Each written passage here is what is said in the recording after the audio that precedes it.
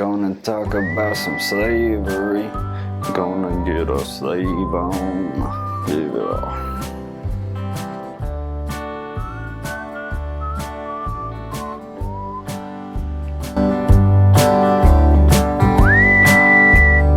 Biblical slavery. Did it happen? Does the Bible condone slavery? Does the Bible condemn slavery?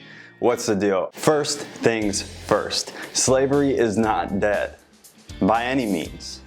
Many would argue that modern day slavery is 10 times worse than what we saw before the Civil War with the Africans and what white people did with them in the cotton fields and blah, blah, blah.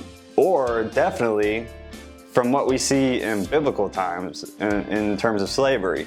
Modern day slavery is stuff like the sex trade. The sex trade affects millions of people, including little kids and babies. They're sold, distributed, traded, and forced to do disgusting things. So that's a huge criminal market, the most lucrative market right under drugs. So that's a huge issue and people don't really talk about it. So first things first is that slavery is not dead. It's very much alive right now in the United States too.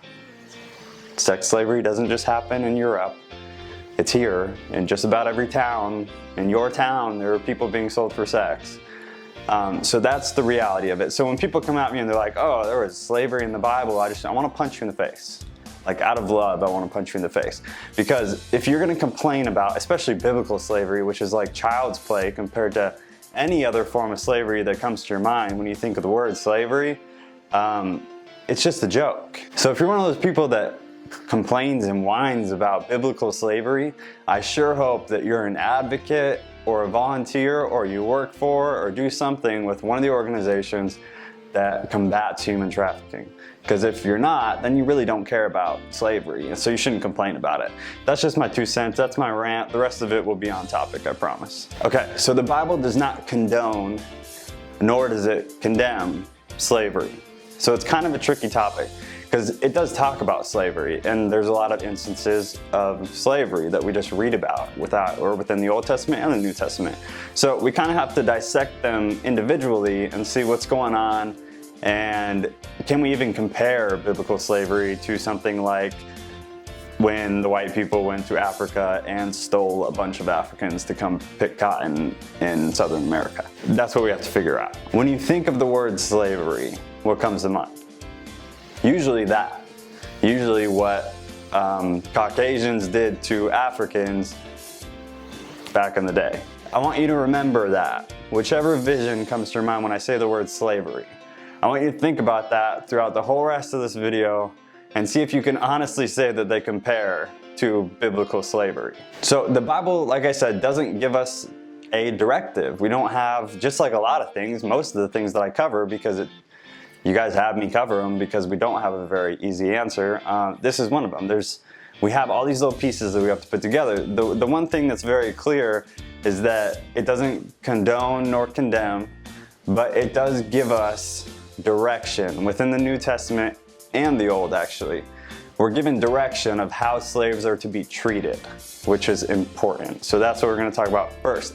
I'm going to give you 3 verses. I'm not going to read them for time's sake because these videos are already way too long always.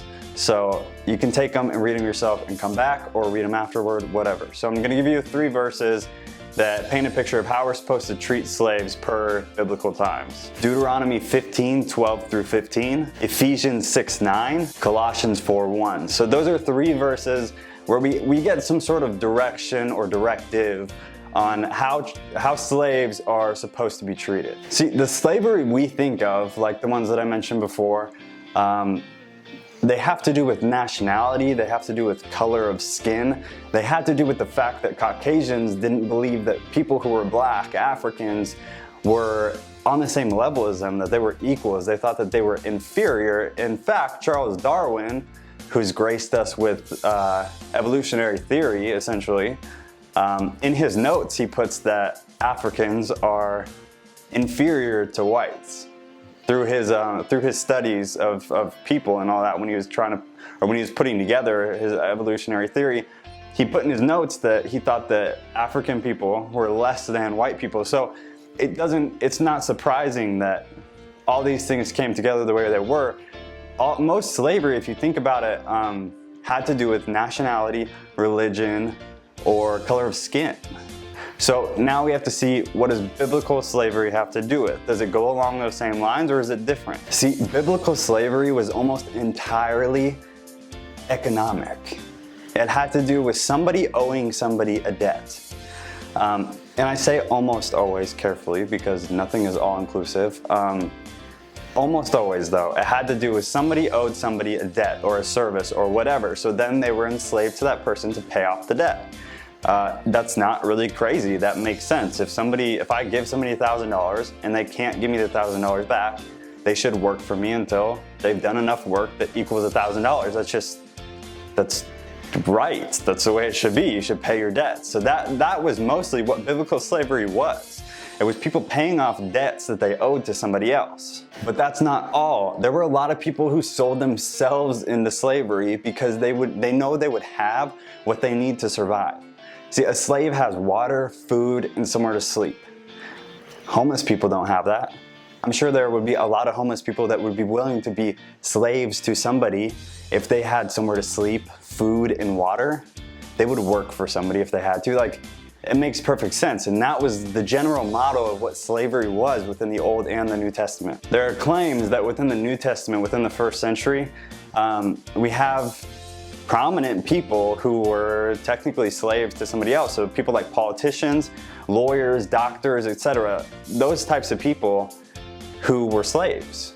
Now, if you notice, none of those types of slavery that we see in the Bible have anything to do with the color of your skin, where you came from, or your religion. It was all just economic. It was all based on somebody owed somebody, so they worked it off, and that was essentially what it was. Now, let me bring that further. Slaves who were stolen, meaning they weren't sold to somebody, or they didn't owe a debt, stolen slaves, similar to what early Americans did to Africa. They went to Africa, they stole Africans, brought them back to America, and put them to work in cotton fields. The Bible condemns that pretty clearly. So we're going to look at that verse real quick. The verse is Exodus 21:16, and it says this: "Whoever steals a man and sells him, and anyone found in possession of him, shall be put to death." That's pretty clear. Mosaic law is always pretty clear, and it's usually pretty savage, and that's a great example. So that condemns what Americans did to Africans because we stole them. So per Mosaic law, those people should be put to death. Thank God we're not under Mosaic law. In 1 Timothy 1:8-10, there's a list of things that Paul puts are ungodly and sinful, and slave traders are in there. So that's pretty specific. He's talking specifically about slave traders. People question, well, why didn't he just say slavery in general? Why do we allow slavery? Why is it okay for the Bible? Well, because like we've said, slavery back then was not anything even close to what we think of when we think of slavery. It was entirely different. So it makes sense why it wasn't condemned, because it was just kind of a way of life. It was an economic thing. It was somebody paying off a debt that they owed to somebody. So there's nothing really wrong with that system. So that would make sense why Paul didn't condemn slavery in general. He just condemned the slave traders. One thing I will say, just because I always say something really honest that pisses people off, I'm not saying that Christians and Jews or any of the cultures within the Old Testament didn't abuse slavery, because I'm sure that some people did. Just like the whole thing with the southern cotton farmers, most of them, I'm pretty sure most of them were Christian. And they used the Bible to justify the slavery.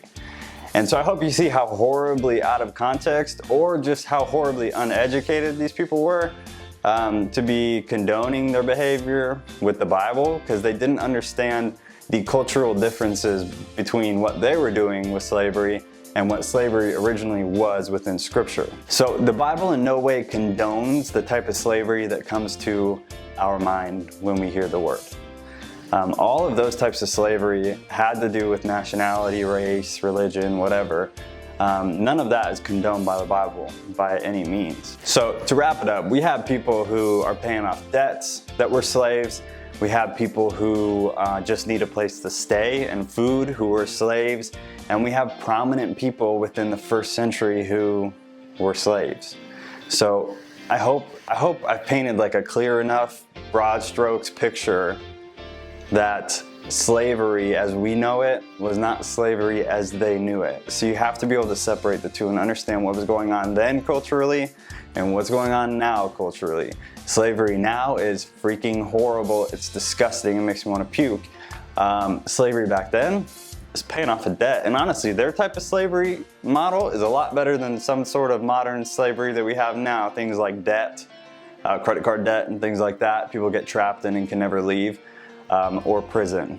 Prison is a huge, huge, huge function of modern day slavery. We're locking people out to do work, to make people hundreds of thousands and millions of dollars. So their system is a lot better.